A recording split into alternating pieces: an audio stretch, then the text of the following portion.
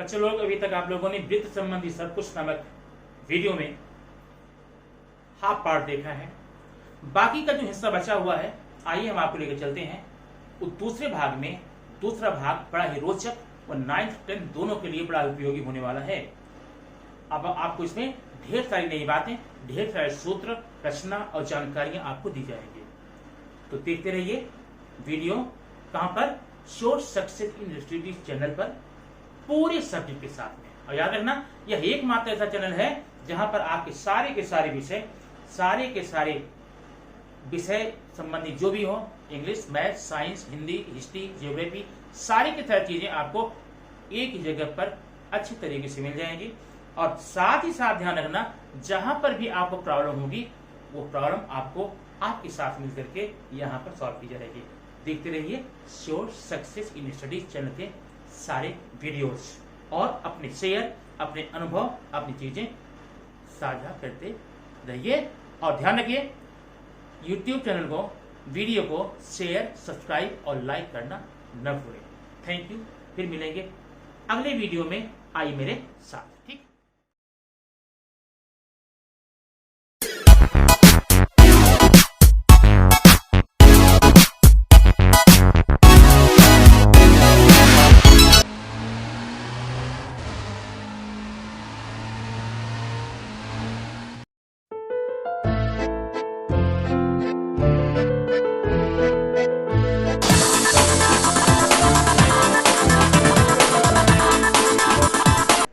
Hello दोस्तों, आप लोगों ने अब तक कल का जो वीडियो आपने पाया था उसमें देखा था वृत्त संबंधी सब कुछ पार्ट 1। वृत्त संबंधी सब कुछ अभी सब कुछ नहीं हुआ है, वो पार्ट 1 था। आज उसके आगे जो पॉइंट छूटे हुए हैं, जो पॉइंट आपको अटेंड करने हैं, आज की वीडियो में आप देखेंगे। वृत्त संबंधित सब कुछ, वृत्त संबंधी जो भी अवधारणाएं हैं, जो भी कॉन्सेप्ट्स हैं, उसे हम आज की वीडियो में क्लियर करेंगे। तो आइए सबसे पहले देखते हैं वृत्त चाप। ठीक है, अब ये देखिए, ये आपका वृत्त है, इसका केंद्र O है। अब यहां पर एक बिंदु मैंने A लिया है, एक बिंदु यहां पर B लिया है। चाप का मतलब क्या होता है जानते हैं? चाप संस्कृत वर्ड है, इसको धनुष बोलते हैं। अभी जरा ध्यान देखें, अगर हम काट के निकाल लें, ये हमें ऐसा दिखेगा, ऐसा ना। ये कैसा है? धनुष के आकार का है। धनुष को संस्कृत में चाप बोलते हैं, इसलिए हिंदी मीडियम वाले इसको पढ़ते हैं चाप, और इंग्लिश बोलते हैं आर्क, धनुष। ठीक है, इसलिए इंग्लिश में आर्क बोलेंगे। अब जरा यहां पर देखिए चाप संबंधी क्या अवधारणाएं हैं हमारी। अगर हम देखें, इस पूरे वृत्त में 2 चाप हैं, एक चाप नीचे है और एक ऊपर है, बराबर है? एक नीचे एक ऊपर। अब अगर हम ये बोले आपको चाप ए बी कहां है, तो चाप ए बी ये है। अगर चाप ए बी ये है तो फिर ये क्या है? ये भी तो चाप ए बी है ना। तो कंफ्यूजन को दूर करने के लिए, अगर किसी वृत्त में 2 ही चाप होते हैं, सिर्फ 2 होते हैं, तो प्रत्येक चाप का माप हम 3 अक्षर से पढ़ेंगे, एक अक्षर इसमें और जोड़ लेंगे x। अब इसका माप होगा चाप AXB और इसका मान हो जाएगा चाप AYB। अब कंफर्म है, चाप AXB ये है, चाप AYB यहां पर है। ओके, ठीक है। और नीचे का भाग लघु चाप है, ऊपर का भाग दीर्घ चाप है।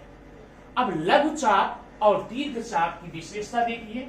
लघु चाप ये है, ये देखिए, नीचे का भाग लघु चाप है, ऊपर का दीर्घ चाप है, और ऊपर का भाग है दीर्घ चाप। ठीक, अब ये लघु चाप है, ये दीर्घ चाप है, तो लघु चाप ने लघु वृत्तखंड बनाया। वृत्तखंड बन दो, ये जो लाइन है, ये लाइन ना, ये चाप है, लेकिन ये जो पूरा भाग है, ये वाला, इसे हम वृत्तखंड बोलते हैं। क्या बोलते हैं? वृत्तखंड। इसे बोलेंगे लघु वृत्तखंड, लघु वृत्तखंड। खंड। और ऊपर वाले का भाग क्या होगा? दीर्घ वृत्त खंड। दीर्घ वृत्त खंड। बात समझ आ रही ना? ये लघु चाप से लघु चाप ने लघु वृत्त खंड को बना दिया और दीर्घ चाप ने दीर्घ वृत्त खंड को बना दिया। याद रखना। अगली बात, अगर हम लघु वृत्त खंड में एक कोण बना दें, ऐसे देखो जरा, कोण AXB, कोण AXB। अब ध्यान देना, लघु वृत्त खंड में बना हुआ कोण हमेशा अधिक कोण होता है, मतलब 90 अंश से 90 डिग्री से ज्यादा होता है। लघु वृत्त खंड में बना हुआ कोण अधिक कोण होता है, जबकि दीर्घ वृत्त खंड में बना हुआ कोण न्यून कोण होता है। आप ध्यान देना यहां पर। अगली बात आप क्या ध्यान है, अभी देखो, ये कोण है, ये कोण है AYB, ये कोण है AWB, ये कोण है AZB। अब जितना मान इसका होगा AWB का, वही मान AYB का भी होगा, वही मान AZB का होगा, क्योंकि एक ही वृत्त खंड में बने हुए कोण सर्वांशम होते हैं, बराबर होते हैं, समान होते हैं। अगर एक ही वृत्त खंड में आप एक से ज्यादा एंगल कोण बना लेते हैं, उस सारे के सारे कोणों का मान इक्वल हो जाता है। इस बात को आप ध्यान रखना, तो कई जगह काम आता है ना। 1 2 3 4 5 6 एक ही वृत्त खंड के कोण सर्वांशम होते हैं। इस बात को आप ध्यान रख लेना, ठीक है। अच्छा, अब अगर हम इस वृत्त में हम बनाए, जरा देखो, ये देखो, एक वृत्त है, ये इसका केंद्र है O, ये इसका व्यास है AB। तो आपने कल देखा था, ये व्यास जो वृत्त को दो बराबर भागों में बांटते हैं, इसे बोलते हैं अर्धवृत्त खंड। देखो, यहाँ लघु वृत्त खंड, दीर्घ वृत्त खंड, ओके। लेकिन यहाँ दोनों समान है ना, इसलिए बोलेंगे लघु वृत्त, सॉरी, अर्धवृत्त खंड। और अर्धवृत्त खंड में बने हुए सारे के सारे कोण 90 डिग्री होते हैं। बराबर है, बात समझ में आई? अर्धवृत्त खंड के कोण, अर्धवृत्त खंड के कोण 90 डिग्री या समकोण होते हैं। ये बात आप ध्यान में रखना, ठीक है। अगला पॉइंट आपको क्या समझना है इसमें, जरा ध्यान से देखिएगा। अगला पॉइंट है, ये देखिए, ये वृत्त है, ये व्यास है AB, और वृत्त के बाहर हम कोई एक बिंदु ले लेंगे, कहीं भी, यहां यहां यहां यहां यहां यहां यहां ले लिया, T हो गया। अब देखो, वृत्त के बाह्य बिंदु से व्यास के द्वारा बना हुआ कोण हमेशा न्यून कोण होता है। ये देखिए, ये और ये। अब ये T आप कहीं भी लें, कहीं भी, वो हमेशा न्यून कोण होगा। इस बात को आप ध्यान रखेंगे। वृत्त के व्यास द्वारा, वृत्त के व्यास द्वारा बाह्य बिंदु से बने कोण न्यून कोण होते हैं। ये आपका पॉइंट नंबर 8 था। चलिए ठीक है, हमने यहाँ लघु वृत्त और दीर्घ वृत्त के बारे में देख लिया। अब जरा आगे का पॉइंट आप देखेंगे ध्यान से, पक्का। ये वृत्त है, इसका केंद्र है O, यहाँ पर A B की चाप है। अगर आप चाहें तो जीवा भी खींच सकते हैं, लेकिन अभी हम नहीं खींचेंगे। तो अगर हम ये मिला दें, ये जो कोण AOB है, इसका मान है 110। अब ध्यान देना, इसे बोलते हैं केंद्रीय कोण। केंद्रीय कोण बराबर 110, या कुछ भी हो सकता है, ध्यान रखना। अब अगला केंद्रीय कोण आपने यहां पर देखा, अब कोण AOB बराबर 110, ये भी वही है, बराबर है। अब चाप AB, ऐसा मेजरमेंट चाप AB, अगर मैं बोलूं AB का माप निकालो, तो भी आप वहीं पर देखें कि मेरा बताने का मतलब ये, कभी कभी क्वेश्चन पूछता है चाप AB का माप कितना होगा, जब भी चाप AB का माप या मेजरमेंट चाप AB का मान, या पूछेगा अंतःखंडित चाप का माप, तो हमेशा आपकी नजर केंद्र पर ही जानी चाहिए। जो कोण का जितना मान केंद्रीय कोण का होगा, वही मान चाप का होगा, ठीक है। अब यहां पर देखिए 3 नाम हमने लिख दिया, एक नाम और, अंतःखंडित चाप। अंतःखंडित चाप बराबर 110।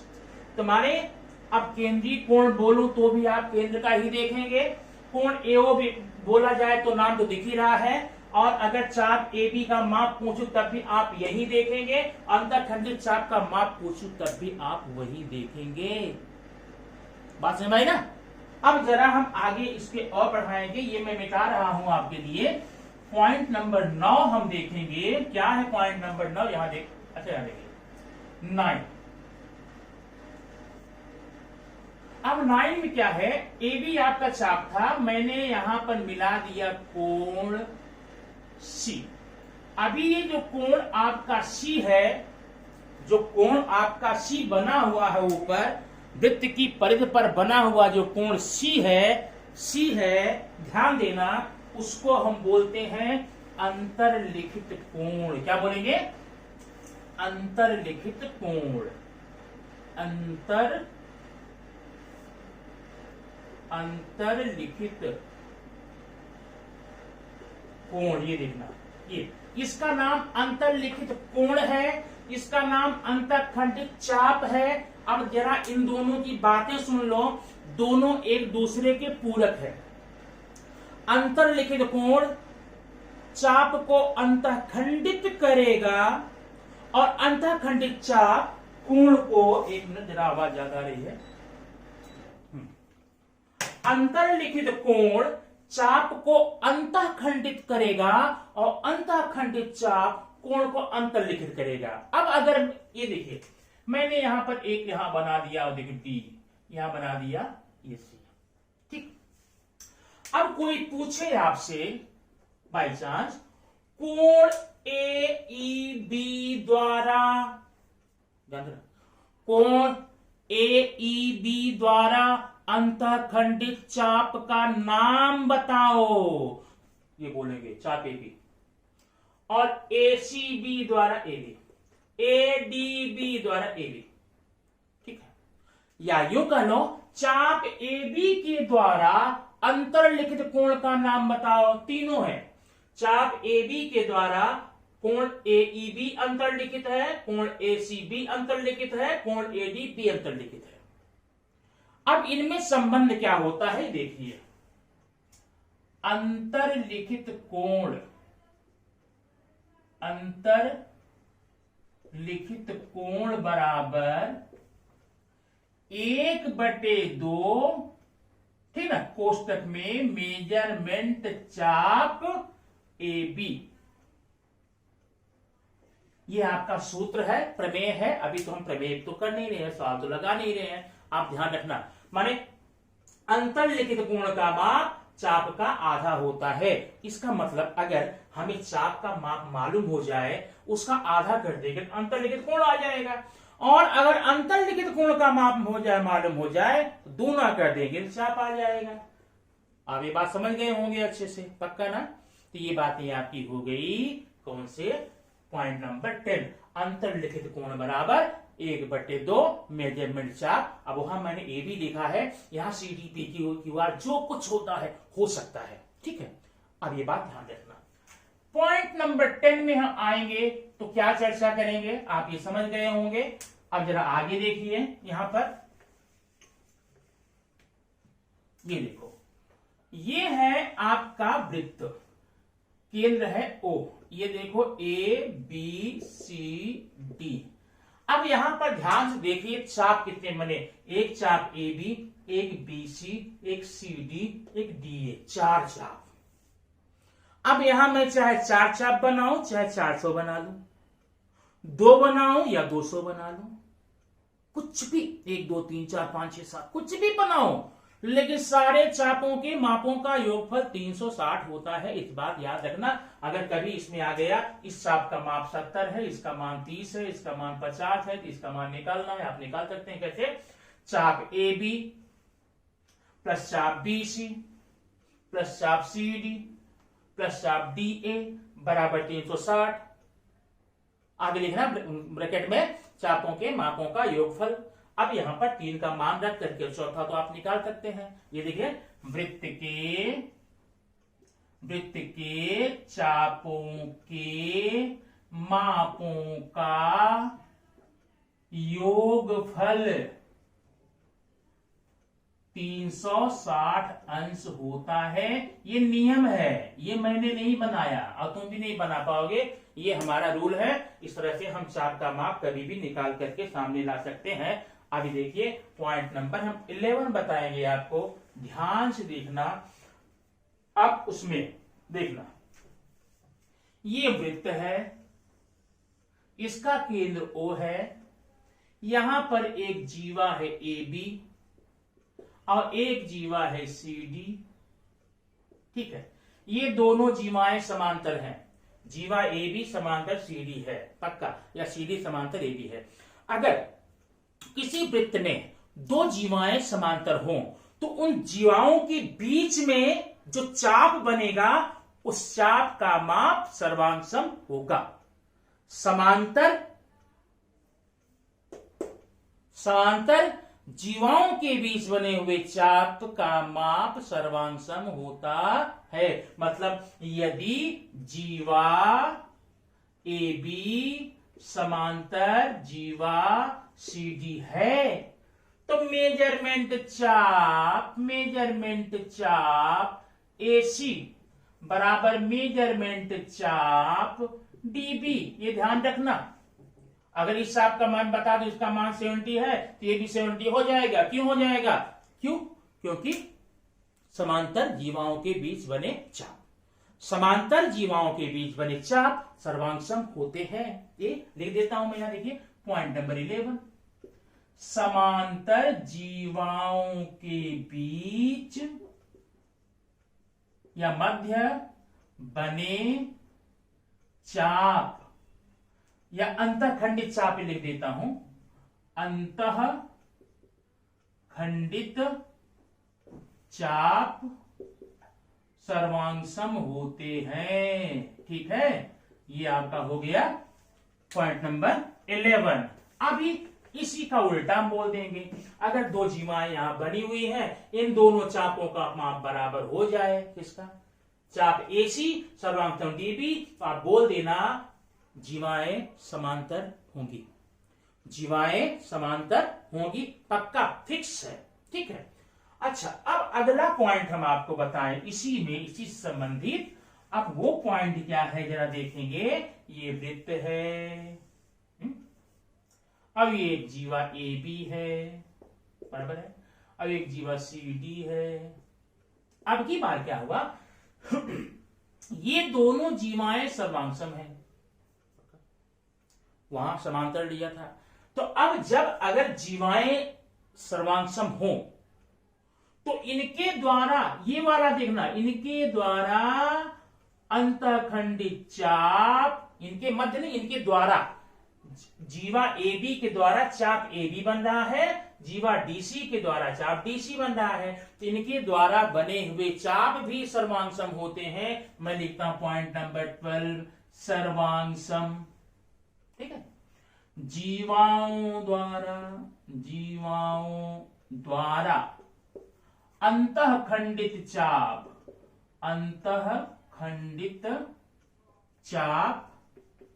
सर्वांग होते हैं। ये पॉइंट आपका हो गया। तो अगर ठीक है, इसका मैं आपको 70 बता दें, इसका आप 70 बता देना, 70 बता देना। तो ये हो गई जीवा और चाप से संबंधित बातें। अब आगे देखेंगे हम एक बात और, आगे बात है, आगे है चक्रीय चतुर्भुज। अब ये होता क्या है, ये देखिए, चक्रीय चतुर्भुज का मतलब होता है ऐसे सारे चतुर्भुज जिनके शीर्ष बिंदु किसी वृत्त से स्पर्श होते हैं। अब ये समझ जाओगे, यहां पर यह एक वृत्त है, ठीक है, यह एक रेखा, देखो ये चतुर्भुज आपको मैंने बना दिया, ये देखो ये देखो ये देखो, ए बी सी डी। अब चूंकि इस चतुर्भुज के चारों बिंदु, चारों शीर्ष बिंदु ए बी सी डी वृत्त से होकर जाते हैं, या वृत्त इनके चारों शीर्ष बिंदुओं से होकर जाता है, या जिन चतुर्भुज के चारों शीर्ष बिंदुओं से होकर कोई वृत्त जाता है, उस चतुर्भुज को चक्रीय चतुर्भुज कहते हैं। बराबर है।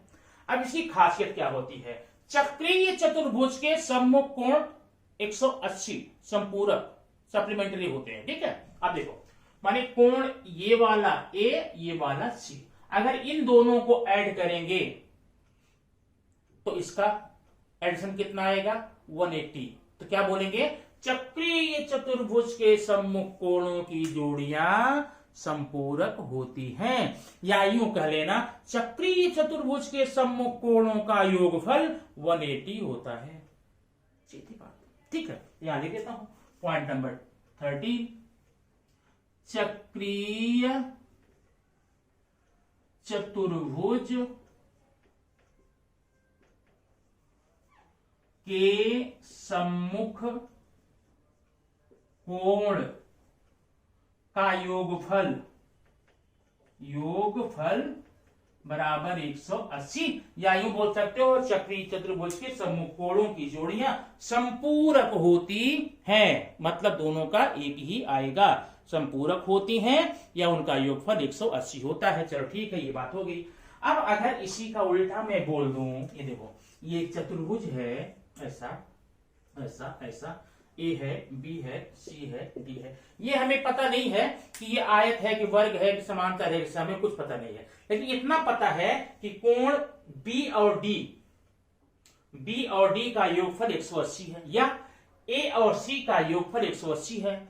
तो जब सम्मुख कोणों, किसी चतुर्भुज के सम्मुख कोणों का योगफल 180 आ जाए, तो वह वृत्त में बना है, ऐसा नहीं, उसे आप चक्रीय बोल ही दो। तब हम ये नहीं देखेंगे यहां पे तो बना ही नहीं है, नहीं, चूंकि चक्रीय चतुर्भुज के यह गुणधर्म होता है कि सम्मुख कोण का योगफल 180 होता है। तो जब इस चतुर्भुज का सम्मुख कोण 180 है, इसे हम चक्रीय क्यों नहीं बोलेंगे ना, आप भी बोलो, ठीक है। इसका उल्टा हो जाएगा, जिन चतुर्भुज के सम्मुख कोणों का योगफल 180 होता है, वे चतुर्भुज चक्रीय होते हैं। इस प्रकार से अगर मैं बोल दूं, आयत चक्रीय है, क्योंकि आयत के प्रत्येक कोण कितने, 90 होते हैं, सम्मुख वाला जोड़ो 180 आएगा। सारे के सारे वर्ग चक्रीय होंगे, क्योंकि उनके सम्मुख कोणों का योगफल कितना होगा, 180 होगा। अब इसी चक्रीय चतुर्भुज से आमने सामने एक और इसका क्या पूरक है वो देख लेते हैं। ये है वृत्त, ये बना है एक चक्रीय चतुर्भुज है, ये नाम इसका मैं दे देता हूं ABCD, और यहां बढ़ा दिया E। अब इसे जो कोण है ये वाला, ध्यान देना, DCE, इसे बोलते हैं चक्रीय चतुर्भुज का बहिष्कोण। क्या बोलते हैं, चक्रीय चतुर्भुज का बहिष्कोण। ये प्रमेय है, एक नियम है। तो ये जो चक्रीय चतुर्भुज का बहिष्कोण होता है, उसके युगल, इसका युगल ये ना, युगल के सम्मुख कोण के बराबर होता है। मतलब कोण DCE बराबर कोण BAD। अब इसका मान अगर मालूम हो तो इसका आप बता देना, और प्रमेय का नियम क्या लिखोगे, ब्रैकेट में क्या लिखोगे, चक्रीय चतुर्भुज का बहिष्कोण। अभी मैं यहां लिखता हूं पॉइंट नंबर 14, चक्रीय चतुर्भुज का बहिष्कोण उसके अंतः कोण के सम्मुख कोण के बराबर होता है। तो ये तो हमारे सारी बातें हो गई चक्रीय चतुर्भुज से संबंधित। अब ये, अब आइए हम देखते हैं स्पर्श रेखा और छेदन रेखा से संबंधित बातें क्या होती हैं। पॉइंट 14 हो चुका है, इसके आगे हम ऐड करेंगे, ठीक है। अब अगला देखो आप यहाँ पर पॉइंट नंबर 15 लेंगे यहाँ पर, ठीक है, ये 50 है। अब 15 क्या बताऊं, तो ये है वृत्त, ठीक है, और कल ही इसके चर्चा कर चुके थे। ये है स्पर्श रेखा ए बी, ठीक है, क्या है, स्पर्श रेखा, और ये बिंदु स्पर्श बिंदु है, ये स्पर्श रेखा है, ये स्पर्श बिंदु है। तो कल चर्चा किए थे, मैं आज रिपीट कर रहा हूं। ये केंद्र है O, अगर केंद्र को स्पर्श बिंदु से मिलाया जाए तो त्रिज्या और स्पर्श रेखा के बीच बनने वाला कोण 90 होता है, ये आपने कल देख लिया था, बराबर है। अच्छा, पॉइंट नंबर 16, ये देखिए, ये वृत्त है। अब ये रेखा देखो ए बी, इसको आप बोलना छेदन रेखा, क्या बोले, छेदन रेखा, ठीक है। ये हो गई छेदन रेखा, सेकंड, ठीक है। अब इसी से संबंधित कुछ चीजें हमको यहां पर सीखनी है स्पर्श रेखा और छेदन रेखा के संबंध में। तो हम देखते हैं पहला नियम नंबर, पहला देखो, जीवाओं के अंतः प्रतिच्छेदन, ये क्या होता है। अब ये एक वृत्त है आपका, केंद्र इसका मान लो है, दो जीवाएं कहीं भी हो जाएं ऐसे हैं, इसका नाम ए बी है, इसका नाम सी डी है, ओ पर प्रतिच्छेदित करते हैं, ठीक है। तो इसका नियम थोड़ा सा इस प्रकार से मैं बता दूं, जब दो जीवाएं वृत्त के अंतभाग में प्रतिच्छेदित करती हैं तो उन जीवाओं के खंडों द्वारा बने आयतों का क्षेत्रफल सर्वांशम होता है। ये बात आप समझने आई, मैं सीधे बता रहा हूं, सुनो। ये जीवा हो गई ना, कट गई, तो ए बी का भाग एओ है, यहां पर लिखेंगे एओ गुणे, और ये भाग बीओ है, एओ गुणे बीओ, माने एक जीवा के जो दो खंड बने एओ गुणे बीओ, ये बराबर होता है दूसरी वाली जीवा का ले लो, क्या लोगे, डीओ गुणे सीओ, ये, और आगे ये लिख देना जीवाओं के अंतर प्रतिच्छेदन से। एक नियम तो आपका ये हो गया, ठीक है। चलो, इसमें का सवाल आपको आता कैसे आता है, मान लो इसका मान 4 है, इसका 3 है ना, इसका 6 है, इसका निकालो, कैसे निकालोगे, हल कर लो, सबका मान रख दो। देखो एओ का मान 4 है, यहां लिख दो 4, गुणे बीओ का 3 बराबर, डीओ का पता नहीं, गुणे सीओ का 6 हो गया। अब डीओ बराबर कितना होगा, 4 गुणे 3 बटे 6, कट कर लो, 3 दूनी 6, 2 दूनी 4, ये मतलब ये 2 आ जाएगा। इस प्रकार से इस नियम से आप इसके खंड का मान निकाल सकते हैं। मैं इसे मिटा देता हूं यहां पर, ठीक है। अच्छा, अब अगला जरा देखना, पॉइंट नंबर 18, 18 क्या है, 18 है स्पर्श रेखा छेदन रेखा, स्पर्श रेखा और छेदन रेखा का प्रमेय का नियम। ये देखो ये क्या होता है, चित्र में देखो समझ में आ जाएगा। ये आपका एक वृत्त है और ये है स्पर्श रेखा, देखो मान लो इसका नाम एपी हो गया, और ये है छेदन रेखा। तो जो छेदन रेखा है वृत्त को ई और एफ पर प्रतिच्छेदित करती है। ऐसी आकृति कहीं भी आपको मिले तो स्पर्श रेखा का वर्ग क्या है, एपी का, यहां स्पर्श रेखा का वर्ग करना, ये बराबर होता है, ये बाहर का भाग पीई, पीई गुणे पूरा भाग पीएफ, पीई गुणे पीएफ। इस तरह से आप इसके हल को, प्रश्न ऐसे आता है, इसको आप हल कर सकते हैं। और आगे दे देना स्पर्श रेखा छेदन रेखा प्रमेय से, ये नियम आपको हो गया, ठीक है। अब आगे देखेंगे हम यहां पर, ये है आपका एक वृत्त, ठीक है, ये है आपका केंद्र हुआ। अब ये दो स्पर्श रेखा, दो छेदन रेखा है, नाम इसका क्या है, A B C D E F. Sorry, आप देखो, दो छेदन रेखाएं या दो जीवाएं वृत्त के बाह्य भाग में जाके मिलती है ना, ये दो जीवाएं हैं, वृत्त के बाह्य भाग में जाके मिलती हैं, यहां पर एक कोण बनता है। और उन्हीं जीवाओं के द्वारा, उन्हीं जीवाओं के बीच में दो चाप बनते हैं। कौन कौन चाप बनते हैं, चाप बीई, चाप डीई, डीसी। अब अगर इन कोण का माप हमें निकालना है, किसका, यहां पर लिखते हैं पॉइंट नंबर 19 है, क्या है, जीवाओं के बाह्य प्रतिच्छेदन से, ये प्रमेय नियम है। अब देखो कोण ए, अब देखो ऐसा है, अब कोण मैंने ए लिख दिया है, आप बी ए ई भी लिख सकते हैं, आप सी ए डी भी लिख सकते हैं। चलो पूरा लिख देता हूं, कोण सी ए डी। अब इसका मान कैसे निकालें जानते हैं, बड़ा सिंपल, ध्यान बैठा लेना। उस कोण में जिन दो चापों को अंतःखंडित किया है, कोण ए ने किसको किसको किया है, चाप बीई, चाप सी डी। उस कोण में जिन दो चापों को अंतःखंडित किया है, उन दो चापों के मापों के अंतर का आधा कर देंगे तो हमें इस कोण का माप आ जाएगा। कैसे ये देखना, कोण सी ए डी बराबर हाफ, कोष्टक में पहले बड़ा चाप लिखना फिर छोटा लिखना, चाप सी डी ये वाला माइनस चाप बीई, ऐसे करके निकाल देंगे आप, इस कोण का माप आपको सीधा आ जाएगा दो लाइन का। और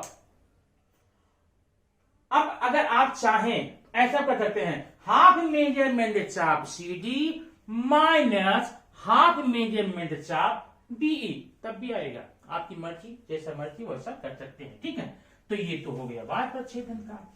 अब एक और पॉइंट बचा हुआ है, उसको आप देख लीजिए, बड़ा सिंपल सा है। ठीक है, और आप कहें तो मैं इसे मिटा दूंगा तो अच्छा ऊपर लिखेंगे ना।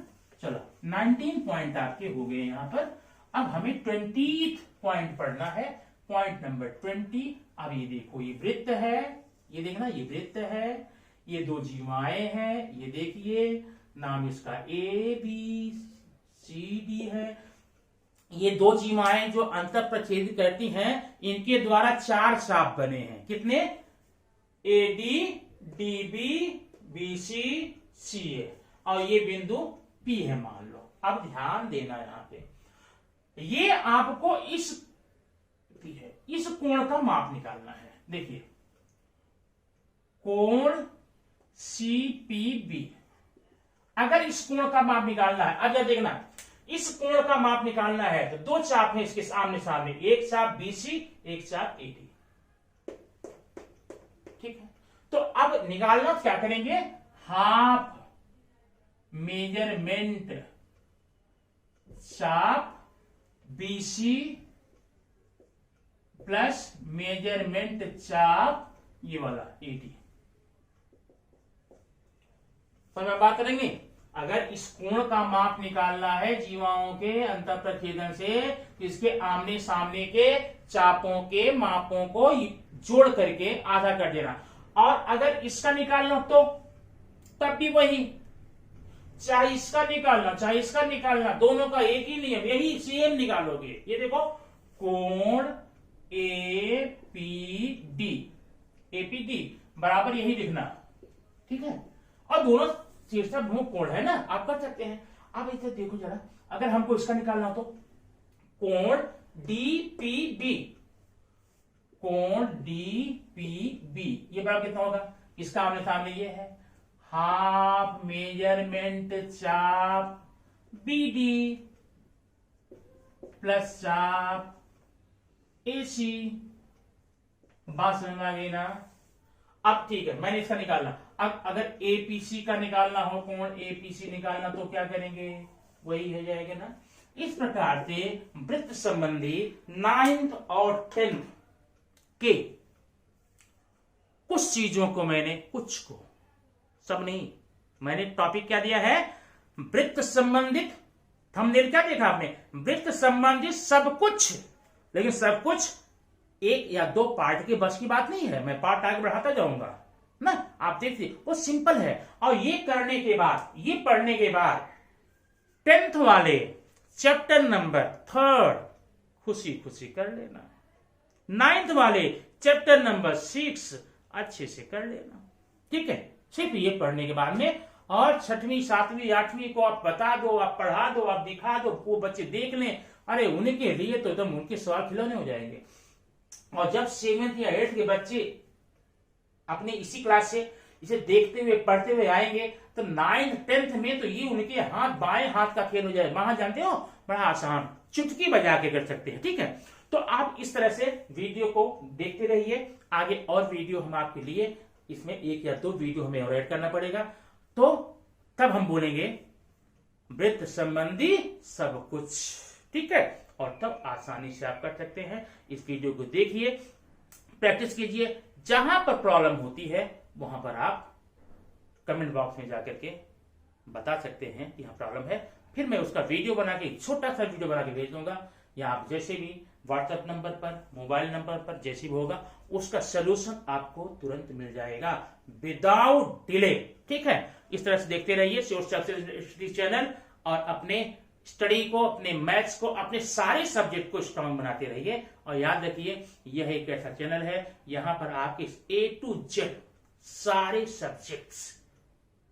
सब्जेक्ट्स की वीडियो तो मिलते हैं, और साथ में किसी भी संघ का समाधान के लिए अलग से वीडियो बना करके आपको दिया जाता है। इसलिए इसके लगातार देखते रहिए और कमेंट करते रहिए, ज्यादा ज्यादा सब्सक्राइब कीजिए, लोगों तक पहुंचाइए, और जो प्रॉब्लम हो वह शेयर कीजिए, हम उसको सॉल्व करेंगे। आप नहीं सॉल्व करेंगे, हम मिलकर के सॉल्व करेंगे। मैं बताऊंगा भी नहीं, मैं पढ़ाऊंगा भी नहीं, क्या करेंगे, हम लोग बैठ करके मिलजुल करके सॉल्व करेंगे, ठीक है। आप सॉल्व कर देंगे, आनंद आएगा, मजा आएगा। जब आप बेसिक आपका स्ट्रांग रहेगा तो आपको बड़ा ही मजा आएगा। ओके, चलिए नेक्स्ट वीडियो में फिर मिलते हैं एक नए सब्जेक्ट के साथ।